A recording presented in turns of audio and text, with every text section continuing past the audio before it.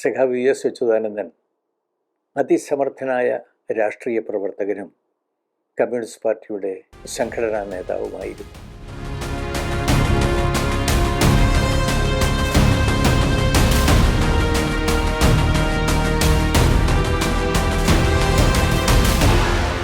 ഞാൻ അദ്ദേഹത്തെ ആദ്യമായി കാണുന്നത് 1956 ആഗസ്റ്റ് മാസത്തിലാണ്.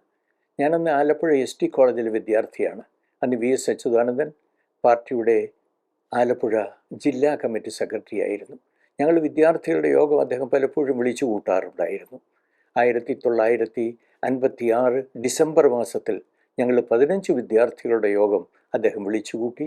ആ യോഗത്തിൽ വെച്ച് രാഷ്ട്രീയമായും സംഘടനാപരമായും ഞങ്ങളെ ശക്തിപ്പെടുത്താൻ പരിശ്രമിച്ചു. ഞങ്ങളെ കമ്മ്യൂണിസ്റ്റ് പാർട്ടി അംഗമായി ഞങ്ങളെ അന്ന് ഉയർത്തി. 1956 ഡിസംബർ മുതൽ വി എസിനോടൊപ്പം എനിക്ക് ഒരുമിച്ച് പ്രവർത്തിക്കാൻ കമ്മ്യൂണിസ്റ്റ് പാർട്ടിയിൽ അവസരം ലഭിച്ചു. 2025 ജൂലൈ 21 വരെ അന്നാണ് വി എസ് അച്യുതാനന്ദൻ നിര്യാതനാവുന്നത്. ആ നിലയിൽ 69 കൊല്ലക്കാലം അദ്ദേഹത്തോടൊപ്പം കമ്മ്യൂണിസ്റ്റ് പാർട്ടിയിൽ ഒരുമിച്ച് പ്രവർത്തിക്കാൻ എനിക്ക് അവസരം ലഭിച്ചിരുന്നു. 1940 V S Achuthanandan communist party അംഗമാവുന്നത്. 1946 പുന്നപ്ര വയലാർ സമരം. ആ പുന്നപ്ര വയലാർ സമരത്തിൽ വളരെ സജീവമായി അദ്ദേഹം പങ്കെടുക്കുകയുണ്ടായി. അതിനെ തുടർന്ന് പോലീസ് അദ്ദേഹത്തെ അറസ്റ്റ് ചെയ്തു. 1948 വരെ അദ്ദേഹത്തിന് ജയിലിൽ കഴിയേണ്ടി വന്നു. 1952 വി എസ് അച്യുതാനന്ദൻ കമ്മ്യൂണിസ്റ്റ് പാർട്ടിയുടെ ആലപ്പുഴ ജില്ലാ സെക്രട്ടറിയായി. ഞാൻ 1956 വി എസ് അച്യുതാനന്ദനെ ആലപ്പുഴ വെച്ച് കാണുന്നത്. 1956 വി എസ് അച്യുതാനന്ദനെ സംസ്ഥാന സെക്രട്ടേറിയറ്റ് അംഗമാക്കി ഉയർത്തുകയുണ്ടായി. ആ നിലയിൽ 1980 ജനുവരിയിൽ വി എസ് അച്യുതാനന്ദൻ പാർട്ടിയുടെ സംസ്ഥാന സെക്രട്ടറി ആവുന്നു. 1991 ഡിസംബർ വരെ അദ്ദേഹം സംസ്ഥാന സെക്രട്ടറിയായി തുടർന്നു. അതിസമർത്ഥനായ രാഷ്ട്രീയ പ്രവർത്തകനായിരുന്നു. അതിസമർത്ഥനായ സംഘടനാ പ്രവർത്തകനായിരുന്നു.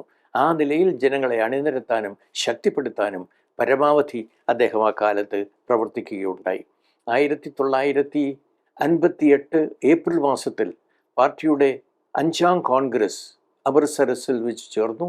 ആ അമൃത്സരസിൽ വെച്ച് കോൺഗ്രസ്സിലാണ് വി എസ് അച്യുതാനന്ദനെ കേന്ദ്ര കമ്മിറ്റി അംഗമായി നിശ്ചയിക്കുന്നത്. 2015 ഏപ്രിൽ മാസം വരെ അദ്ദേഹം കേന്ദ്ര കമ്മിറ്റി അംഗമായി തുടരുകയുണ്ടായി. 1985 കൽക്കത്തയിൽ വെച്ച് ചേർന്ന പാർട്ടി കോൺഗ്രസിൽ അദ്ദേഹത്തെ പാർട്ടിയുടെ പോളിറ്റ് ബ്യൂറോ അംഗമായി തിരഞ്ഞെടുക്കുകയുണ്ടായി. 2009 വരെ അദ്ദേഹം പോളിറ്റ് ബ്യൂറോ അംഗമായി തുടർന്നു.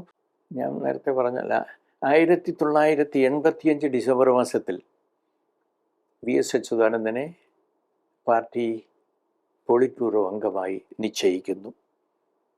ഞാനന്ന് കേന്ദ്ര കമ്മിറ്റി അംഗമായി. വി എസിനോടൊപ്പം കമ്മ്യൂണിസ്റ്റ് പാർട്ടിയിൽ എനിക്ക് അന്നും ഒരുമിച്ച് പ്രവർത്തിക്കാൻ വളരെയധികം അവസരം ലഭിച്ചിരുന്നു. അതുപോലെ 1992 ഞാൻ പോളിറ്റ് ബ്യൂറോ അംഗമാവുന്നു. ആ നിലയിൽ 2009 വരെ വി എസ് പോളിറ്റ് ബ്യൂറോ അംഗമായി തുടർന്നു. ആ നിലയിൽ 2009 വരെ വി എസിനോടൊപ്പം ഒരുമിച്ച് പോളിറ്റ് ബ്യൂറോയിൽ പ്രവർത്തിക്കാൻ എനിക്ക് അവസരം ലഭിച്ചു. 2006 വി എസ് അച്യുതാനന്ദൻ സംസ്ഥാനത്തിൻ്റെ മുഖ്യമന്ത്രിയാവുന്നത്. അദ്ദേഹം 2011 വരെ സംസ്ഥാനത്തിൻ്റെ മുഖ്യമന്ത്രിയായി തുടർന്നു. അതിസമർത്ഥനായ ഭരണകർത്താവായിരുന്നു. അതിസമർത്ഥനായ രാഷ്ട്രീയ പ്രവർത്തകനായിരുന്നു സഖാവ് വി എസ് അച്യുതാനന്ദൻ.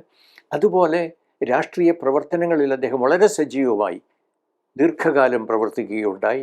1991 മുതൽ 96 വരെയും 2001 മുതൽ 2006 വരെയും 2011 മുതൽ 2016 വരെയും അദ്ദേഹം പ്രതിപക്ഷ നേതാവായിരുന്നു. ജനങ്ങളെ അണിനിരത്താനും ജനങ്ങളെ അണിനിരത്തിക്കൊണ്ട് സമരം സംഘടിപ്പിക്കാനും അദ്ദേഹം അതിസമർത്ഥമായി ഈ കാലത്തെല്ലാം ഇടപെടുകയുണ്ടായി.